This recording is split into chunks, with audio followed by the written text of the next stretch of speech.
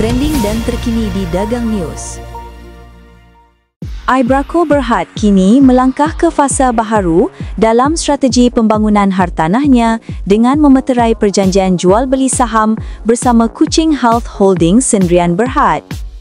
Perjanjian ini melibatkan penjualan 100% pegangan dalam North Bank Specialist Hospital Sendirian Berhad dengan nilai tunai RM900,000. Langkah ini menyaksikan North Bank Specialist Hospital yang memiliki kelulusan pembangunan hospital swasta di kawasan North Bank, Kuching, tidak lagi menjadi anak syarikat Ibraco. Walaupun hospital tersebut belum beroperasi, pelupusan ini membuka jalan kepada kemasukan HMI Medical ke Sarawak, sebuah kumpulan penjagaan kesihatan yang berpengalaman dan bereputasi tinggi.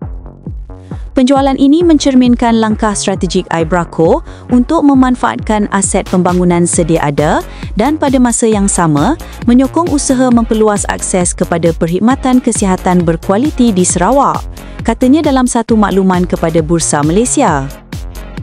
Kehadiran jenama kesihatan terkemuka di North Bank dijangka meningkatkan keyakinan pelabur dan pembeli hartanah sekaligus memperkukuh imej kawasan itu sebagai komuniti bersepadu yang mampan dan berdaya huni.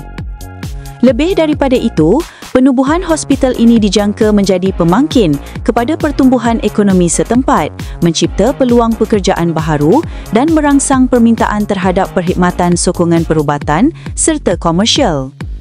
Dengan pelupusan ini, Ibraco bukan sahaja memanfaatkan aset sedia ada, tetapi turut menyumbang kepada pembangunan ekosistem penjagaan kesihatan yang lebih kukuh di Sarawak.